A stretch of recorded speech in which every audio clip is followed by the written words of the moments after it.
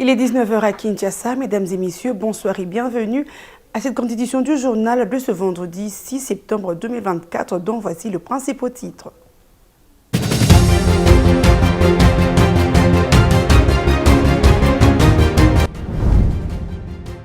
Un procès en flagrance a été ouvert ce vendredi 6 septembre 2024 à la prison centrale de Makala, où deux groupes de détenus impliqués dans les actes de barbarie perpétrés lors de la tentative d'évasion des prisonniers lundi dernier ont été identifiés devant les tribunaux de garnison de Kinshasa-Gombe.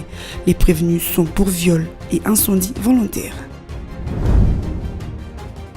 Le vice-premier ministre de l'Intérieur, Sécurité, Décentralisation et Affaires coutumières a lancé ce vendredi 6 septembre 2024 la campagne sur le respect de la loi et des règles du pays.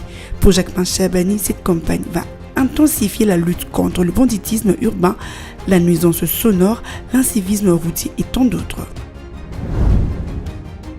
L'image est insaisissante. À 87 ans, Kassalou Jibiki Lamart, veuve du célèbre opposant Étienne Tshisekedi, se trouve au centre de l'échiquier politique.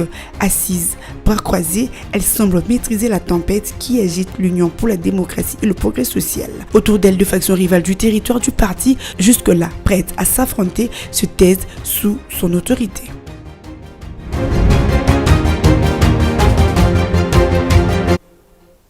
Encore une fois, bonsoir et bienvenue. Le vice-premier ministre de l'Intérieur, Jacquemin Chabani, a lancé ce vendredi 6 septembre 2024, au nom du président de la République, une campagne sur le respect de la loi et des règles du pays. Cette campagne a pour mission de lutter contre le banditisme urbain, la nuisance sonore, l'incivisme routier et tant d'autres. Suivez son propos. Aujourd'hui, suite aux instructions du président de la République, je vous annonce une initiative essentielle du gouvernement pour notre société qui nous concerne tous. Le lancement de la campagne nationale intitulée « Pour notre sécurité, respectons tous la loi et les règles ». La lutte contre le banditisme urbain est un défi majeur qui passe par la restauration de l'autorité de l'État. D'autres fléaux comme les nuisances sonores méritent plus de sensibilisation et tout ceci afin que chaque citoyen soit conscient des conséquences du non-respect des lois. La sécurité routière, valeur cardinale du code de la route, est fondamentale pour garantir la sécurité de tous les usagers, piétons, cyclistes, conducteurs et passagers. Chaque année, nous déplorons des accidents qui pourraient être évités par une simple prise de conscience et un respect des règles. La réduction des embouteillages provoqué notamment par l'incivisme, le manque de courtoisie routière, mérite d'avoir une place importante dans cette campagne. Pourquoi cette campagne est-elle si importante? Tout d'abord parce qu'elle vise à sensibiliser chaque citoyen aux conséquences du non-respect des lois en République démocratique du Congo. Ensuite, chacun de nous a un rôle à jouer dans la sécurité de notre communauté, en respectant le code de la route, les symboles de l'État, et en faisant preuve de courtoisie routière, nous garantissons non seulement notre propre sécurité, mais aussi celle de nos voisins, de nos amis, de nos familles et de tous ceux qui partagent notre espace de vie. Il est évident que cette campagne a pour objectif d'éduquer. Nous fournirons des ressources, des outils pour aider chacun à mieux comprendre les lois et règlements qui nous entourent. L'éducation est la clé pour instaurer une culture de respect et de responsabilité. Enfin, et c'est sûrement le plus important, cette campagne vise à restaurer l'autorité de l'État. Et puis le ministre de la Justice, Constant Mutamba, a ordonné une série d'arrestations et de mesures disciplinaires suite à une tentative d'évasion à la prison centrale de Makala. Dans l'entretemps, un procès en flagrance a été ouvert ce vendredi 6 septembre 2024 à la prison centrale de Makala, où deux groupes de détenus impliqués dans les actes de barbarie perpétrés lors de la tentative d'évasion de prisonniers lundi dernier ont été identifiés devant le tribunal de garnison de Kinshasa-Ngaliema. Vinigali Junior nous en dit plus. Le ministre Mutamba a personnellement supervisé les enquêtes et a ordonné l'ouverture d'un procès en flagrance. Les détenus de la prison centrale de Makala qui avaient tenté de s'évader lundi dernier comparaissent ce jeudi 5 septembre dans une procédure de flagrance devant le tribunal militaire de Kinshasa-Ngaliema siégeant en chambre foraine à la prison centrale de Makala. Les prévenus sont accusés de viol et incendie volontaire. Étant déjà condamnés et en train de purger leur peine, ils encourent d'autres peines avec circonstances aggravantes selon des sources judiciaires s'ils venaient d'être reconnus coupables. Par ailleurs, le consortium des ONG des droits de l'homme demande au gouvernement de décréter un deuil national en mémoire de tous les morts de cette prison, la démission à défaut, la révocation du ministre de l'Intérieur, du vice-ministre de la Justice, du commandant provincial de la police ville de Kinshasa pour négligence dans la sécurité et protection des pensionnaires de Makala. Ils l'ont exprimé dans une déclaration ce jeudi à Kinshasa. Pendant ces temps, le directeur de la prison qui se trouve officiellement en soins depuis un mois est introuvable selon des sources pénitentiaires. Les bilans provisoires de la tentative d'évasion à la prison centrale de Makala lundi matin fait état de 129 morts, dont 24 par balle après sommation. D'autres personnes sont décédées par bousculade ou étouffement et quelques femmes violées. Autre chose, à présent, les chefs coutumiers regroupés au sein de l'Alliance nationale des autorités traditionnelles du Congo ont exposé leurs difficultés et proposé un cadre de coopération avec le gouvernement pour établir la paix et combattre l'insécurité dans l'est de la République démocratique du Congo. C'était au cours d'une audience qui leur a été accordée le jeudi 5 septembre 2024 par la première ministre Judith Suminwa à Kinshasa. Écoutez le propos de Mwami Godefroid Munongo. Nous contribuons comme nous le pouvons à notre échelle. Mais il y a malheureusement beaucoup de pesanteurs. Des pesanteurs qui nous ramènent en arrière, qui nous empêchent l'élan de développement pour aller de l'avant. Et elle nous comprend, elle a une approche très, vu son passé, elle a une approche très pragmatique de nos problèmes. Et nous comptons sur elle pour faire l'état de lieu des problèmes d'abord, puis après nous développer, aller de l'avant. Ah, ça nous dérange au plus haut point, que ce soit au niveau du Nord Kivu, dans l'Est, ou au niveau ici, juste à côté, avec les tensions dans le Bandundu. Nous avons nos concertations internes et nous avons même des chefs qui contribuent à la paix, que ce soit avec les jeunes Ouazalendou, etc. Mais néanmoins, il y a une approche plus coutumière que nous avons exposée à la Première ministre. Le président du Rassemblement des acteurs pour la renaissance du Congo, Rarek Asbel, le professeur Mpoyi Kamulaï, a, au cours d'un point de presse tenu le jeudi 5 septembre, exécuté la mission de ces structures, celle de conscientiser la population autour des questions d'actualité dont la tentative d'évasion ayant conduit à la mort de prisonniers d'une manière inhumaine, impunité, les détails de ces justices, mais aussi le dialogue de la politicienne, c'était par la visioconférence. Ranta Luyela et Patient Bouta pour le commentaire. La tentative d'évasion, l'impunité en RDC, ainsi que plusieurs autres questions d'actualité ont été évoquées au cours d'un point de presse tenu par le professeur Mpoyi Kamulaï Lumbala Chamanyangala, initiateur et fondateur du Rassemblement des acteurs pour la renaissance du Congo, RAREC en sigle, le jeudi 5 septembre 2024 à Kinshasa.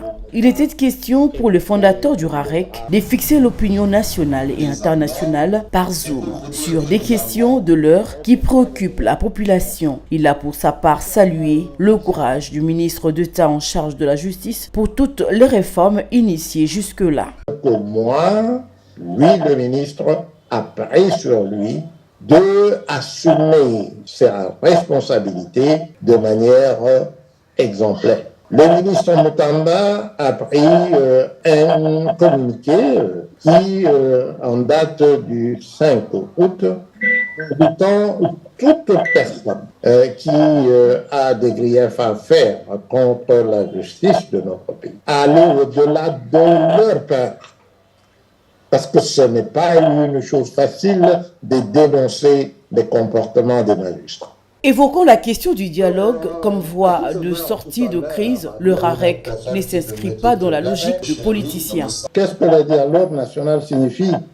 c'est-à-dire pas un dialogue du peuple, mais un dialogue des politiciens entre eux. Et alors, tout le monde nous prend pour des demeurés. Parce que comment est-ce que des politiciens qui se parlent entre eux, on appelle ça dialogue national. Et même si c'était un dialogue national, ce n'est pas un mécanisme juridique pour régler la situation de guerre dans laquelle notre pays se trouve aujourd'hui.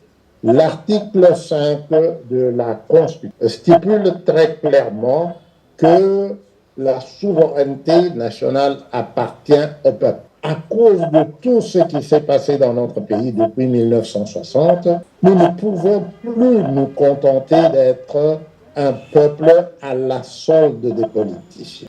Pour penser que serait une solution, parce que nous devons savoir clairement que ceux qui se battent pour arracher le pouvoir.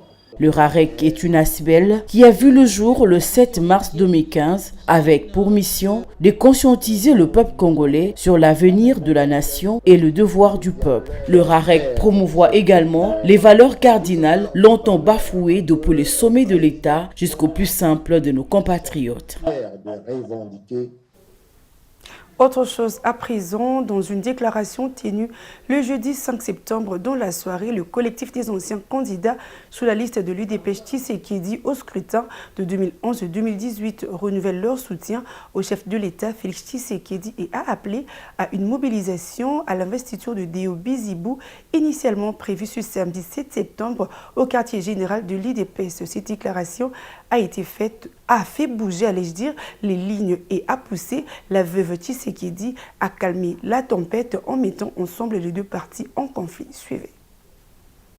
L'Union pour la démocratie et le progrès social, UDPS, est en ébullition. À un jour de l'installation du nouveau secrétaire général, Deo Bizibou, les collectifs des anciens candidats de l'UDPS Tshisekedi au scrutin de 2011 et 2018 soutiennent le chef de l'État, Félix Antoine Tshisekedi Tshilombo, et appellent à une forte mobilisation pour l'investiture effective du nouveau SG prévu le samedi 7 septembre à la permanence du parti. C'était lors d'une déclaration tenue le jeudi 5 septembre. Florent Kalonji est membre de ces collectifs. Membre du collectif des anciens candidats UDPS Tshisekedi au scrutin de 2011, 2018 et 2023 sur la liste UDPS Tshisekedi. Venons par la présente déclaration renouveler notre soutien indéfectible à son Excellence Félix Antoine Tshisekedi Tshilombo, chef de l'État, dans sa vision pour le développement et l'émergence de la République démocratique du Congo. Nous sommes mobilisés dans toutes nos 26 provinces pour l'investiture ce samedi 7 septembre 2024 du nouveau secrétaire général AI en la personne de M. Deo Bizibou Balola à la permanence du parti. Et cela suite à la volonté de changement exprimée par la base du parti dans son unanimité et matérialisée par la décision du 11 août 2024 prise par la Convention démocratique du parti CDP en sigle, organe légal du parti, et souscrivons totalement dans son programme aussi ambitieux tel que dévoilé lors de la rencontre du 31 août 2024 dans la salle Boboto. Nous en appelons à une passation civilisée et démocratique du pouvoir qui a toujours caractérisé notre lutte amorcée par nos pères fondateurs. Fait à Kinshasa le 5 septembre 2024 pour les collectifs des anciens candidats UDPS, honorable Otoko Lusakweno Moussa. UDPS, viva! Viva! UDPS, viva! Viva! Il faut également signaler que maman Marthe Kassalou, veuve de feu Etienne Tshisekedi Wamulumba, a dans ses bons offices apaisé la tension en appelant toute la famille UDPS au calme. Dans le même chapitre, après une crise au sein du parti présidentiel Union pour la démocratie et le progrès social, la voie s'ouvre pour le retour au calme. Reçu par la veuve d'Etienne Tshisekedi, Marthe Kassalou, le jeudi 5 septembre 2024 au siège du parti, Augustin Kabouya et Deo Bizibou ont finalement aplani leurs divergences. Rentre à lui là pour plus de détails.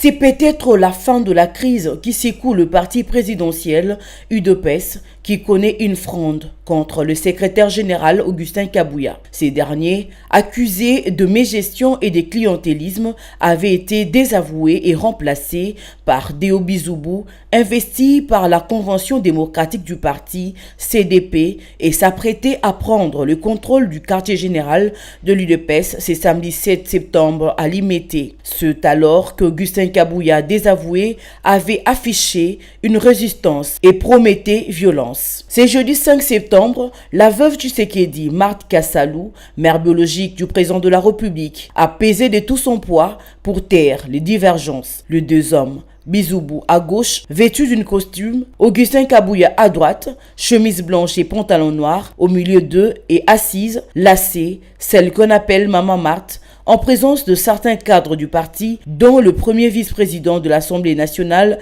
Jean-Claude Tshilumbai. Augustin Kabouya s'humilie et demande à tous de revenir en famille. Merci, Mingi, ma maman Nabiso, maman Marthe Kassalou. Dans chaque famille, il y a toujours des divergences. Celles-ci doivent être traitées en famille, mais référant au conseil qui nous est prodigué par maman et au regard de ce que veut le chef de l'État, ce qui était prévu ce samedi, nos combattants doivent savoir que cela n'aura plus lieu. C'est samedi qu'aucun combattant ne vienne à la permanence sous prétexte de riposter contre le gens qui avaient promis l'envahir. Dans toute famille, il y a toujours de problèmes. Mais heureusement, nous avons notre autorité de référence qui est le président de la République, à qui nous présentons nos excuses pour tout ce qui venait de se passer.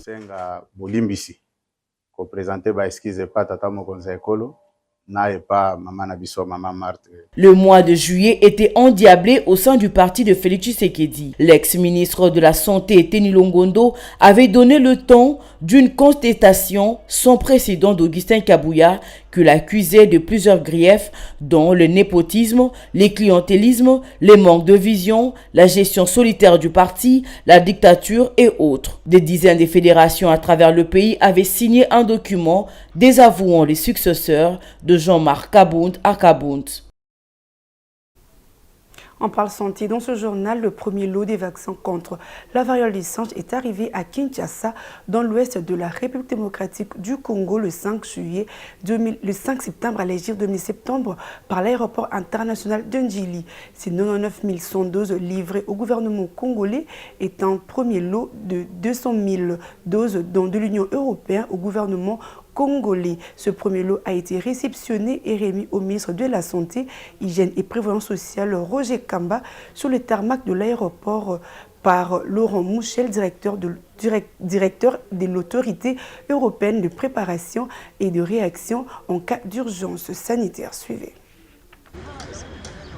C'est en début d'après-midi du jeudi 5 septembre 2024 que l'avion transportant le premier lot de vaccins contre le Mpox a atterri à l'aéroport international de Njili à Kinshasa, capitale de la République démocratique du Congo. L'arrivée de ces vaccins est la concrétisation de l'engagement de l'Union européenne à lutter contre le Mpox aux côtés du gouvernement congolais. Laurent Mouchel est directeur de l'autorité européenne de préparation et des réactions en cas d'urgence sanitaire. Il se veut rassurant quant à l'efficacité de ce vaccin qui, selon lui, a subi plusieurs tests avant d'être livré. D'après les experts, le vaccin est efficace également contre le Clade 1. Il a été testé en Europe essentiellement contre le Clade 2, puisque c'était ce qui nous a affecté et a montré son efficacité. Nous allons maintenant commenter les campagnes et on verra quel sera son degré d'efficacité. Mais nous estimons que le vaccin est très efficace également pour le Clade 1. C'est avec admiration, soulagement et joie que le ministre de la Santé a réceptionné ces vaccins pour le bonheur du peuple congolais. Le ministre Roger Kamba l'a manifesté sur les tarmacs de l'aéroport international de Njili. Mais ce sont des vaccins qui sont chers, que nous ne pouvons pas en tant que pays acheter. Pour cela que nous avons besoin des partenaires. Et nous remercions beaucoup l'Union européenne qui fait ce premier lot, qui nous amène ce premier lot, qui vient de contribuables européens, qui vient des stocks européens, mais qui permet que nous ayons déjà la capacité de contenir ces virus. Et donc, ma première réaction à chaud, c'est une réaction de joie et de satisfaction dans la coopération que nous avons avec l'Union européenne. Les vaccins contre le Mpox ont commencé à arriver. Reste maintenant que les sensibilisateurs qui travaillent dans la riposte fassent le travail pour faire accepter ce sérum auprès de la population bénéficiaire et surmonter les réticences. Toujours en santé, les spécialistes n'approuvent pas l'efficacité du traitement à base de feuilles de manioc contre la variole des singes. Le centre d'opération d'urgence de santé publique l'a dit pour couper court aux folles rumeurs qui circulent sur les réseaux sociaux selon lesquelles ces aliments seraient efficaces contre le Mpox. Le détail avec Bijou Lumuna. À chaque fois qu'une épidémie est déclarée sur les plans national ou international, des folles rumeurs circulent sur les réseaux sociaux concernant les traitements pour guérir ceux qui sont touchés par cette maladie. La variole de singe n'a pas échappé à la règle. Depuis le 14 août 2024, date à laquelle l'OMS l'a déclaré urgence de santé publique de portée internationale, plusieurs vidéos sur la recette de feuilles de manioc comme remède miracle contre le Mpox circulent sur les réseaux sociaux. Bon nombre de personnes y font recours. Elles pilent les feuilles de manioc et récupèrent le jus qui en sort pour l'appliquer sur le corps. Serré sur le gâteau, ils purgent les malades avec du thé rouge. Anne Yombo a l'habitude de pratiquer cette méthode qui, selon elle, est efficace.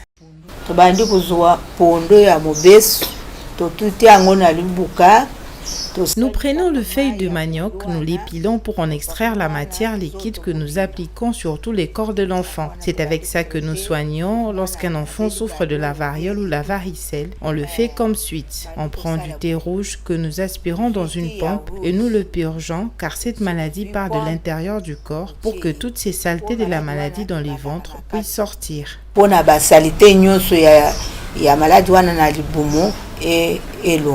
la médecine moderne, cette pratique n'est pas encouragée car scientifiquement, ce n'est pas approuvé ni démontré. Le docteur Dani Kalala est médecin et travaille dans la riposte contre le Mpox. Scientifiquement, ce ne sont pas prouvés. Donc, prendre l'eau de pondou, faire ça appliquer, bon, ça peut faire quelque chose d'une façon empirique, empirique, mais scientifiquement, ce n'est pas approuvé. Je pense que ce sont des choses qu'on ne doit pas encourager. On ne doit pas encourager. C'est vrai que chaque personne est libre de se faire soigner avec quoi elle veut, mais ça c'est un problème de la communauté. Ce n'est pas un problème individuel, c'est un problème de la communauté. Parce que si vous n'êtes pas pris en charge à temps, vous mettez en danger toute votre communauté. Je pense que le problème des Maya Pondou, le problème de ceci, cela, ça ne va pas nous avancer. Ça va d'ailleurs aider à la propagation de l'infection. Même son de cloche chez ce pharmacien qui ne soutient pas ce traitement de Mpox à base des plantes, étant donné que c'est une maladie virale. Pour le secrétaire général de l'ordre des pharmaciens, le commun de mortels ne doit pas se fier aux réseaux sociaux. Est-ce que ce qui est sur les réseaux sociaux est authentifié? Parce que nous savons que tout ce qui passe sur les réseaux sociaux n'est pas authentifié. Est-ce que c'est véridique? Tout le monde va dire ce qu'il veut dire. Tout le monde va raconter son expérience. Est-ce qu'il s'agit du Mpox qu'ils sont en train de traiter ou bien ils sont en train de traiter autre chose? Donc voilà pourquoi il serait très difficile de donner crédit à tout ce qui circule dans les réseaux sociaux tant que ça n'a pas été authentifié. Et c'est pour ça que vous voyez que j'insiste beaucoup sur le type de maladie. C'est une maladie virale. D'accord? Et une maladie virale se traite par un antiviral. Mais est-ce à dire que les plantes ne peuvent pas avoir une activité viricide ou bien une activité antivirale, ça serait ne pas être pharmacien. Or, j'en suis un. Je sais que dans les plantes, il y a beaucoup de vertus thérapeutiques. C'est-à-dire qu'il faut avoir certifié que la plante telle est efficace sur le problème. Initialement, le Mpox se transmettait d'un animal à l'homme, mais depuis quelque temps, les scientifiques ont découvert qu'il se transmet aussi par voie sexuelle. Selon le rapport du système de gestion d'incidents Mpox en RDC, 3500 patients sont déjà guéris de la variole du singe et près de 650 personnes sont décédées de cette maladie. Et pour la ville-province de Kinshasa, 63 cas ont été notifiés, dont 9 cas confirmés et 0 décès. Un mot de sport avant de nous quitter, prenons cette nouvelle en bref. 1-0, tel est le score qui a sanctionné le match entre la RDC et la Guinée. Une rencontre comptant pour les éliminatoires de la Coupe d'Afrique des Nations Maroc 2024. C'est le milieu du terrain Edo Kayembe qui a ouvert le score à la 27e minute des Jeux. Avec cette victoire, les Léopards de la RDC, allais-je dire, hisse en première position dans le groupe H. Le prochain rendez-vous est prévu pour le lundi 9 septembre 2024 contre l'Éthiopie à Dar es Salaam. C'est par cet élément que nous mettons fin à cette édition du journal, mais avant de nous quitter, je vous rappelle le principal titre.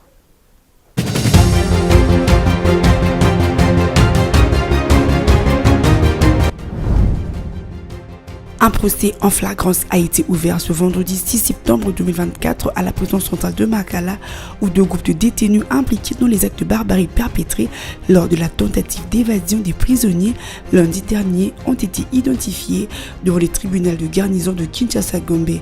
Les prévenus sont pour viol et incendie volontaire.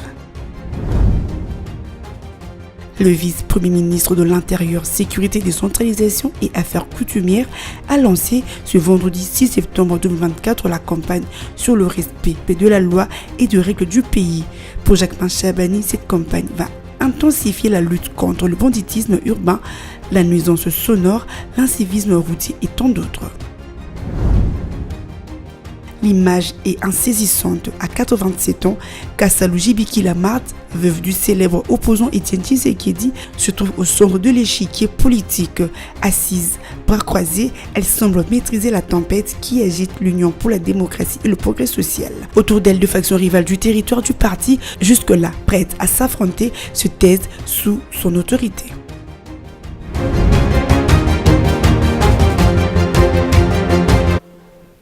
Ce journal est complètement terminé. Merci à vous de l'avoir suivi et restez branchés sur nos programmes sur Mondigo Télévision. Une pensée en écrit.